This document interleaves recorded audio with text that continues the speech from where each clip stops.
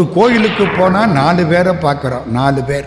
1 திருஞான சம்பந்தர், 2 திருநாவுக்கரசர், 3 சுந்தரமூர்த்தி சுவாமிகள், 4 மாணிக்க வாசகர். திருஞான சம்பந்த பிள்ளையார் முருகப்பெருமானுடைய அம்சம் பெற்றவர் என்பதை வள்ளலாரும் நம்முடைய அருணகிரிநாத சுவாமிகளும் அழுத்தமாக பல பாடல்களில் பாடியிருக்கிறார்கள். பாட்டி என்ன கேட்குறா? சாரதை, நீ இவங்களில் யாரை கல்யாணம் பண்ணிக்குவே? யாரை பார்த்து? 3 வயசு குழந்தைய. அந்த காலம் இந்த குழந்தை இப்படி பார்த்தது. அங்கே பகவான் ராமகிருஷ்ணர் 21 வயசு. இவரைத்தான் கல்யாணம் பண்ணிக்குவேன். சி, அவருக்கு 21 வயசு, உனக்கு 3 வயசு. கல்யாணமான பெண்டாட்டியை தூக்கி இடுப்பில் வச்சுக்கலாம், அப்படித்தானே அர்த்தம். சுந்தரர் கல்யாண கோலத்தில் இருப்பார். அவருக்கு பேரு திருமண கோல பெருமான். சிவபெருமான் அவருக்கு ஒரு கல்யாணத்தை கெடுத்து 2 கல்யாணத்தை கொடுத்தார். மலையத்துவச பாண்டிய மகாராஜா குழந்தை வேணும்னு யாகம் பண்ணனான். யாகத்தில் ஒரு பெண் குழந்தை வந்தது. மும்முலை பிராட்டி, 3 முலைகளோடு ஒரு குழந்தை வந்தது. அப்போ அந்த குழந்தைக்கு வயசு 3. மீனாட்சி அவதாரம் பண்ணாலே எத்தனை வயசு குழந்தை? 3 வயசு குழந்தை. மறக்காதீங்க.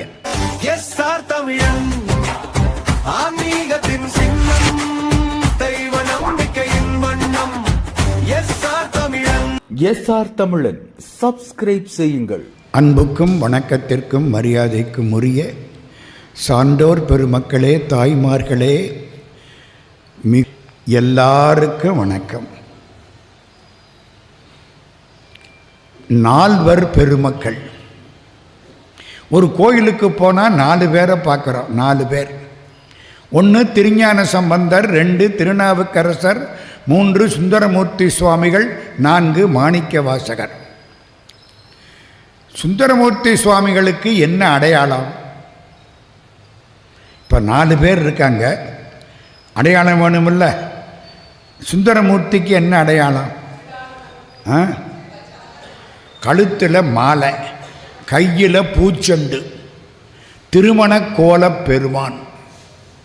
சுந்தரர் கல்யாண கோலத்தில் இருப்பார். அவருக்கு பேர் திருமண கோல பெருமான். சிவபெருமான் அவருக்கு ஒரு கல்யாணத்தை கெடுத்து 2 கல்யாணத்தை கொடுத்தார். திருமண கோல பெருமான். திருநாவுக்கரசருக்கு என்ன அடையாளம்? உளவாரப்படை. அருமையாக சொல்லிட்டீங்க. மாணிக்க வாசகருக்கு என்ன அடையாளம்? ஒரு கையில் ஜபமாலை, இன்னொரு கையில் திருவாசக ஏடு. வேற யாருக்கும் இல்லாத பெருமை. மாணிக்க வாசக பெருமான் இடது கையில் என்ன இருக்கான்? திருவாசக ஏடு. திருவாசகம் வேறு, சிவம் வேறு அல்ல. திருவாசகமே சிவபெருமான். சிவபெருமானை வழிபாடு பண்ணுற மாதிரி திருவாசகத்தை எழுந்தருள பண்ணி வழிபாடு செய்த காலம் உண்டு. இப்பவும் சில பேர் கும்பிடுறாங்க. திருவாசகம்தான் சிவம் அப்படின்னு இப்பவும் கும்பிடுறாங்க. ஞானசம்பந்த பிள்ளையாருக்கு என்ன அடையாளம்? தாளம். வேடிக்கை பற்றியலா? இவருக்கு மட்டும் தாளம். ஆமாம், இந்த தாளத்தினால என்ன பண்ணார்? தாளத்தை அப்படி போட்டு பாடினார். பாடினதுனால சைவம் வளர்ந்ததா, தமிழ் வளர்ந்ததா? சைவத்தை விட அதிகமாக தமிழ் வளர்ந்தது. நான் சொல்லலை, சுந்தரமூர்த்தி சுவாமி சொல்றார். நாடும் இன்னிசையால் தமிழ் பரப்பிய ஞான சம்பந்தனுக்கு உலகவர் முன் தாளம் கொடுத்து. சிவபெருமானே, நீ ஞானசம்பந்தருக்கு தாளம் கொடுத்த, அவர் அதை வச்சுக்கிட்டு என்ன பண்ணார் தெரியுமா? தமிழை வளர்த்துட்டு போயிட்டார். நாளும் இன்னிசையால் தமிழ் பரப்பிய ஞான சம்பந்தனுக்கு உலகவர் முன் தாளம் ஈந்து அவன் தன்மைக்கு அருளும் தன்மையாடனை. யார் பாடுறா? சுந்தரமூர்த்தி சுவாமி பாடுறார். தாளத்தினாலே தமிழை வளர்த்தார். புதுசு புதுசாக தமிழிலே பல இலக்கியங்கள், மூல இலக்கியங்களை படைத்து கொடுத்தவர் திருஞான சம்பந்தர். நான் அதெல்லாம் ஒரு பட்டியலே வச்சிருக்கேன். இன்னைக்கு ஒரு சின்ன வேலை என்ன தெரியுமா? இந்த திருஞான சம்பந்தர் ஒவ்வொரு ஊராக போகிறார். எத்தனை ஊர் போயிருப்பார்? சேக்கிழார் பாட்டை மட்டும் எடுத்துக்கிட்டு பார்த்தா 200 ஊருக்கு மேலே போயிருக்கார். பாடல் பெற்ற க்ஷேத்திரங்கள் 276, மூவராலும் பாடப்பெற்ற திருத்தலங்கள் 276. அதில் 200க்கு மேலே திருஞான சம்பந்த பிள்ளையார். ஏன் ஊருக்கு போனார்? இருந்த இடத்துல இருந்து கும்பிடக்கூடாதா? என் கடவுள் இங்கே இல்லையா? ஏன் சார் அந்த ஊரில் தான் இருக்காரா? திருவண்ணாமலையில் தான் இருக்காரா? திருக்கானப்பேரில் தான் இருக்காரா? திருவாலவாயில் தான் இருக்காரா? திருக்காலத்தியில் தான் இருக்காரா? என்னத்துக்கு ஊர் ஊராக போனார்? சாமியை பார்க்கறதுக்கு இல்லை, அந்த ஊர் மக்களை பார்க்கறதுக்கு. எல்லாம் தமிழையும் மறந்து கடவுளையும் மறந்து கிடந்தான். இவர் போனாரா? உங்கள் ஊர் சாமியை தமிழால் பாடியிருக்கிறேன். எல்லாம் அப்படியான்னா பாட ஆரம்பிச்சிட்டான். இதுக்கு பேர் தமிழ் இயக்கம்னு பேர். இன்னைக்கு நம்ம கட்சிக்காரங்கள்லாம் இங்கே இருந்து அங்கே யாத்திரை, பாத யாத்திரை போகிறேன், அங்கே போகிறேன், இங்கே போகிறேங்கிறாங்களே. முதல்ல இதை தொடங்கி வச்சு எப்போ? 7ஆம் நூற்றாண்டில் மிக பெரிய தல யாத்திரை செய்து எல்லா மக்களிடத்திலும் சைவத்தையும் தமிழையும் பரப்பியவர் திருஞான சம்பந்த பிள்ளையார். இப்போ முக்கியமான ஒன்று சொல்ல போகிறேன். இந்த 3 பேருடைய காலங்கள் அது ரொம்ப பேர் சொல்கிறதில்லை, அது தெரியணும். அப்போ தான் இது நடந்த வரலாறுன்னு தெரியும். இல்லைன்னா புராணம் பழசுன்ட்டு போயிடுவாங்க. ஞானசம்பந்த பிள்ளையார் அவதாரம் பண்ணது 639, கிபி 639. ஞானசம்பந்தர் இறைவனோடு 2 கலந்தது 16 வருஷம் கழிச்சு 655. சரிதானா? 639, 655. இது ஞானசம்பந்தர். திருநாவுக்கரசர் இதுக்கு முன்னால 575. திருநாவுக்கரசர் அவதாரம் கிபி 575.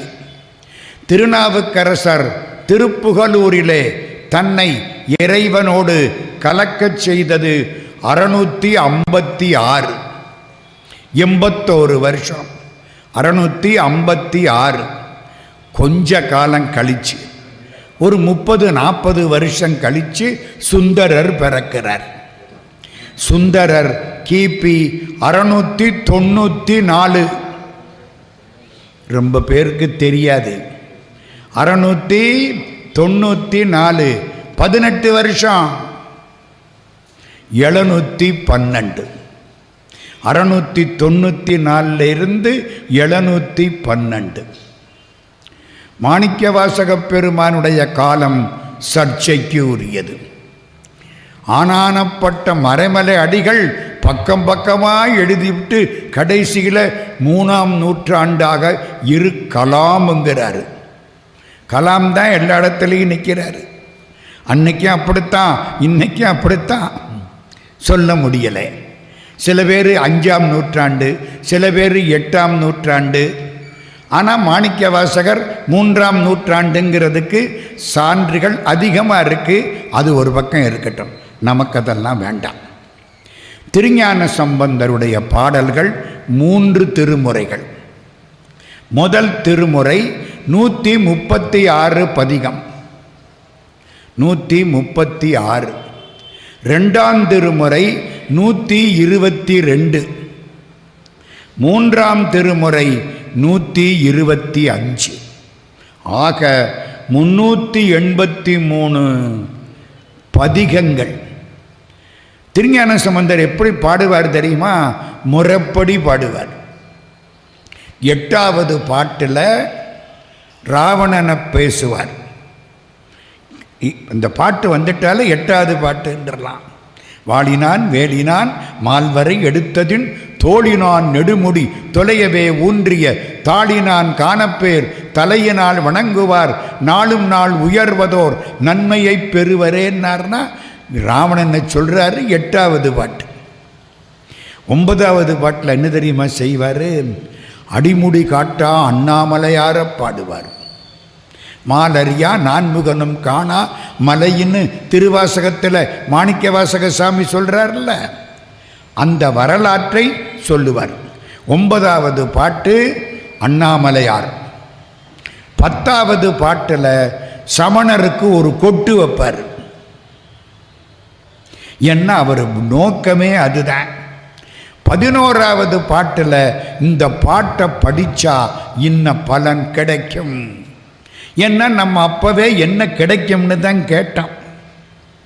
பாட்டை படித்தா என்ன சார் கிடைக்கும்? எல்லா பாட்டும் பாவம் பறையுமே ஒவ்வொரு பாட்டிலையும். இப்படி முறைப்படி ஒழுங்காக பாடத் தொடங்கினவர் திருஞான சம்பந்த பிள்ளையார். புதுசாக 22 பண்கள் ராகம், 22 பண்கள் பாடியவர் திருஞான சம்பந்தர். அதில் 2 காரைக்கால் அம்மையார்கிட்டேருந்து வாங்கிக்கிட்டது. அம்மா தான் முதல்ல பண்பாடியது. இவர் அதை சிலதை எடுத்துக்கிட்டார், சிலது புதுசு. 22 பண்கள். இதெல்லாம் ஞாபகத்தில் வச்சுக்கிடுங்க. நேற்றுக்கே சொன்னேன் 2 விஷயம். 1, அவர் முத்தான்மா. முத்தான்மான்னா என்ன அர்த்தம்? பிறக்க வேண்டிய அவசியமில்லாத ஆன்மா. நம்ம கணக்கு முடிஞ்சு போச்சுன்னா பிறக்க வேண்டாம். நல்லதும் பண்ணியிருக்கோம், கெட்டதும் பண்ணியிருக்கோம், எத்தனையோ ஜென்மம் எடுத்திருப்போம், எல்லாத்துலேயும் எல்லாம் பண்ணியிருப்போம். நம்ம பண்ணினதை நம்ம தானே சார் அனுபவிக்கணும். போட்ட விதை முளைக்குமில்ல. கணக்கு முடிஞ்சு போச்சுன்னா பிறவி கிடையாது. அவர் நிம்மதியாக கடவுள் திருவடியில் உட்கார்ந்திருந்தவர். ஆனால் கடவுள் அவரை பிறக்குமாறு செலுத்தினார். நேற்றுக்கே அதை சொன்னேன். இது 1.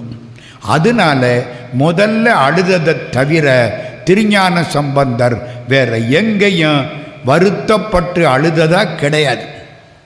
காதலாகி கசிந்து கண்ணீர் மல்கும், அது வேற. வருத்தத்தினால அழுததா சரித்திரம் கிடையாது. 2வது, திருஞான சம்பந்த பிள்ளையார் முருகப்பெருமானுடைய அம்சம் பெற்றவர் என்பதை வள்ளலாரும் நம்முடைய அருணகிரிநாத சுவாமிகளும் அழுத்தமாக பல பாடல்களில் பாடியிருக்கிறார்கள். ஒன்று சொல்லுவார் தெரியுமா? திருநீற்றால் அமராடும் சிறியோனே, கையில் விபூதியை வச்சுக்கிட்டு சண்டை போட்டு ஜெயிச்சு விட்டிய முருகா. முருகன் என்னைக்கு விபூதியை வச்சுக்கிட்டு சண்டை போட்டான்?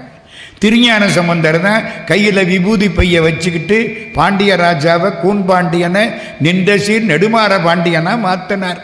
சமணர்களை வெற்றி கண்டார். திருநீற்றால் அமராடும் சிறியோனே அப்படிம்பார். மாலை அன்று அமன் நீசர்கள் கழுவேற வாதில் வென்ற சிகாமணி மயில் வீரா காலகண்டன் உமாபதி தருபாலா காசி கங்கையில் மேவிய பெருமாளே அப்படிம்பார். ஆக திருஞான சம்பந்த பிள்ளையார் முருகனுடைய அம்சமாகவே கருதப்பட்டார். சீர்காழி. சீர்காழிக்கு 12 பேர். சீர்காழி, பிரமபுரம், வேணுபுரம், புகலி, வெங்குரு, தோணிபுரம், பூந்தராய், சிரபுரம், புரவம், சண்பை, கொச்சைவயம், கழுமலம், 12 பேர். திருஞான சம்பந்தர் என்ன தெரியுமா செய்வார்? இந்த 12 பேரையும் வச்சுக்கிட்டு மாற்றி மாற்றி மாற்றி மாற்றி 11 பாட்டு பாடிவிடுவார். பெர்முட்டேஷன் காம்பினேஷன் இன்னைக்கு மேத்தமேட்டிக்ஸில் சொல்லி கொடுக்குறோமே, இதை தமிழில் கொண்டாந்து ஒரு 12 பேரை வச்சுக்கிட்டு அதை மாற்றி மாற்றி மாற்றி மாற்றி எப்படியெல்லாம் போடலாம்னு காண்பித்தவர் திருஞான சம்பந்த பிள்ளையார். அவதாரம் பண்ணுகிறார். அப்பா பேர் சிவபாத இருதயர், அம்மா பேர் பகவதி. கவுண்டின்ய கோத்திரத்து அந்தணர். மறக்காதீங்க, அந்தணர் கவுண்டின்ய கோத்திரத்தைச் சேர்ந்தவர். கவுனியர் அப்படின்னு அதை தமிழாக்கிக்கிட்டாங்க. கவுனியர் குலாதிபன், கவுனியர் கவுண்டின்ய கோத்திரம். அந்தணர்களில் ரிஷியை வச்சு கோத்திரம். கவுண்டின்ய கோத்திரத்தில் பிறந்தவர் நம்முடைய திருஞான சம்பந்த பிள்ளையார். எப்போ பிறந்தார்? கலி வருஷம் 3740, விகாரி வருஷம் சித்திர மாதம் 29ஆம் தேதி புதன்கிழமை, திருவாதிர நட்சத்திரம், ரிஷப லக்னம். எல்லாம் ஆய்வு பண்ணி கண்டுபிடிச்சிட்டாங்க. தேதி எப்போ தெரியுமா? 639 மே மாதம் 12ஆம் தேதி. அப்போவே வருஷம் மட்டும்தான் சொன்னேன், இப்போ தேதி சொல்கிறேன். 12/5/639 திருஞான சம்பந்த பிள்ளையார் அவதாரம் செய்கிறார். என்ன நட்சத்திரம்? திருவாதிரை. இன்னைக்கு என்ன நட்சத்திரம்? திருவாதிரை. வேடிக்கை பார்த்தீங்களா? இன்னைக்கு கார்த்திகை மாதம் திருவாதிரை நட்சத்திரம், அடுத்தது மார்கழி மாதம் பெரிய திருவாதிரை நட்சத்திரம். இன்னைக்கு திருஞான சம்பந்தரை நினைக்கிறோம். அவர் பிறந்தது சித்திர மாதம் திருவாதிரை நட்சத்திரம் 12/5/639. அவர் பிறக்கிற போது அப்பர் சுவாமிக்கு 64 வயசு. அப்பரடிகளுக்கு 64 வயசு. அப்பத்தான் திருஞான சம்பந்தர் பிறக்கிறார். அப்பருக்கு 80 வயசாக இருக்கிற பொழுது திருஞான சம்பந்தர் ஆண்டவனோடு கலந்து விட்டார். அதுக்கப்புறம் 1 வருஷம் அப்பரடிகள் வாழ்ந்தார். 81 ஆண்டுகள் அப்பரடிகள். சரி, இப்போ கதைக்குள்ள போகிறோம். அப்பாவும் அம்மாவும் இந்த குழந்தையை வளர்த்தார்கள். திருஞான சம்பந்தர் எப்படியெல்லாம் வளர்த்தாங்கன்னு ஒரு 10-15 பாட்டு சேக்கிழார் கொட்டுறார். கம்பராமாயணத்தில் ராமனுடைய குழந்தைமையை பற்றி கம்பன் அவளது பாடவே இல்லை. பெரியாழ்வார் கண்ணனுக்கு பிள்ளைத்தமிழை மொத்தமாக பாடிவிட்டார். ஆனால் ராமனுக்கு நம்ம கம்பர் அதெல்லாம் ஒன்றும் பாடவே இல்லை. சரட்டுன்னு பெரியாளாக்கி விட்டார். திருஞான சம்பந்தர் குழந்தையாக இருந்த பொழுது நடந்த நிகழ்ச்சிகள், அவர் பெருமை சேக்கிழார் பக்கம் பக்கமாக சொல்கிறார். நமக்கு அதெல்லாம் வேண்டாம், நேராச்சு. திருஞான சம்பந்தருக்கு 3 வயசு. 3 வயசுன்னா எப்போ? தேதி சொல்கிறேன்.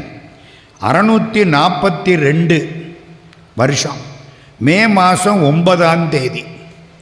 9/5/642. சுபகிருது வருஷம் சித்திர மாதம் 26ஆம் தேதி வியாழக்கிழமை. திருஞான சம்பந்தருக்கு 3 வயசு. சரிதானா? 639 பிறந்தார். இப்போ 642, 3 வயசு. குழந்தைக்கு 3 வயசு. மலையத்துவச பாண்டிய மகாராஜா குழந்தை வேணும்னு யாகம் பண்ணினான். யாகத்தில் ஒரு பெண் குழந்தை வந்தது. மும்முலை பிராட்டி, 3 முலைகளோடு ஒரு குழந்தை வந்தது. அப்போ அந்த குழந்தைக்கு வயசு 3. மீனாட்சி அவதாரம் பண்ணால எத்தனை வயசு குழந்தை? 3 வயசு குழந்தை. மறக்காதீங்க. கல்கத்தாவுக்கு பக்கத்தில் கமர்புகூர். கமர்புகூரிலே பகவான் ராமகிருஷ்ணர் பிறக்கிறார். அங்கேருந்து ஒரு 40 கிலோமீட்டர் தாண்டி ஜெயராம்பாடின்னு ஒரு ஊர். ஜெயராம்பாடியில் ஒரு பெண் குழந்தை பிறக்குது. அந்த பெண் குழந்தைக்கு சாரதாமணி தேவியார்னு பேர். அந்த பெண் குழந்தைக்கு 3 வயசு. பாட்டி மடியில் வச்சிருக்கா. எந்த ஊரில்? ஜெயராம்பாடி. நாங்கள் எல்லாம் போய் பார்த்துட்டு வந்தேன். கண்டதை சொல்லலை, நான் கண்டதை சொல்கிறேன். ஜெயராம்பாடி ஒரு கல்யாண மண்டபம், கல்யாண நிச்சயதார்த்தம் எல்லாரும் உட்கார்ந்து இருக்கிறாங்க. பாட்டி மடியில் சாரதை 3 வயசு உட்கார்ந்துருக்கா குழந்தை. பாட்டி என்ன கேட்குறா? சாரதை, நீ இவங்களில் யாரை கல்யாணம் பண்ணிக்குவே? யாரை பார்த்து? 3 வயசு குழந்தைய. அந்த காலம் இந்த குழந்தை இப்படி பார்த்தது. அங்கே பகவான் ராமகிருஷ்ணர் 21 வயசு. இவரைத்தான் கல்யாணம் பண்ணிக்குவேன். சி, அவருக்கு 21 வயசு, உனக்கு 3 வயசு. கல்யாணமானா பெண்டாட்டியை தூக்கி இடுப்பில் வச்சுக்கலாம், அப்படித்தானே அர்த்தம்? உங்களால் எல்லாம் முடியுமா? அந்த காலம் இடுப்பில் வச்சுக்கலாம் மனைவியை. போ அடிச்சிட்டாங்க. 5 வருஷம் ஆச்சு சாரதைக்கு. பகவான் ராமகிருஷ்ணருக்கு 23 வயசாச்சு. கல்யாணம் பேசினாங்க. ராமகிருஷ்ணர் சொன்னார், எனக்காக முகர்ஜி வீட்டில் ஒரு பெண் வைக்கோல் சுற்றப்பட்டு வாழ்கிறாள். அதென்ன வைக்கோல் சுற்றப்பட்டு? எங்கள் தாயார் தோட்டம் போடுவாங்க. நாங்கள்லாம் அந்த காலத்தில் வீட்டில் எல்லாம் தோட்டம் போட்டு நல்ல காய்கறி வாங்கி புதுசாக சாப்பிட்டவங்க. இப்போ காய்கறி கடைக்காரன் 1 வாரம் வச்சிருந்து நம்ம அதை கொண்டாந்து ஃப்ரிட்ஜில் வச்சு 1 வாரம் வச்சு அதுக்கப்புறம் சமைச்சதை 1 வாரம் வச்சு அதுக்கப்புறமா புதுசாக சாப்பிட்றோம். இது நம்ம தலையெழுத்து. அமெரிக்காவுக்கு போனேன், அவங்க மாதக்கணக்காக வச்சுருக்காங்க. நம்மளாவது வாரக்கணக்கு தான் வச்சுருக்கோம். எல்லாத்துலேயும் மாதம் எழுதி வச்சுருக்காங்க. சரி, இந்த குழந்தை அதென்ன, எங்கள் தாயார் தோட்டம் போடுவாங்க. ஒரு புடலங்காய் வரும், புடலங்காய்க்கு வைக்கோலை சுற்றிடுவாங்க. ஏம்மான்னு கேட்டால், அது சாமிக்குடா. முதல்ல காய்க்கிற காய் சாமிக்கு. அது மாங்காயோ புடலங்காயோ முதல்ல சாமிக்கு கொண்ட கோயிலில் கொடுத்துடணும். அடையாளம் தெரியணுமில்ல, அதுக்காக வைக்கோலை சுற்றி போடுறது. பகவான் ராமகிருஷ்ணர் சொல்கிறார், எனக்காக வைக்கோல் சுற்றப்பட்டு ஒரு பெண் முகர்ஜி வீட்டில் வாழ்கிறாள், அவள்தான் என் மனைவி. புரியுதா? எனக்காகவே வாழ்கிறாள். போனாங்க, பேசினாங்க, கல்யாணம் ஆயிடுச்சு. 23 வயசு ராமகிருஷ்ணருக்கு, 5 வயசு சாரதைக்கும் கல்யாணம். கணவனை அடையாளம் கண்டுபிடிச்சு கையை நீட்டினது எத்தனை வருஷம்? 3 வருஷம். மீனாட்சி அவதாரம் பண்ணுற பொழுது அவளுக்கு எத்தனை வருஷம்? 3 வருஷம். திருஞான சம்பந்த பிள்ளையார் 3 வயசில் தன்னை வெளிப்படுத்தி கொண்டார்.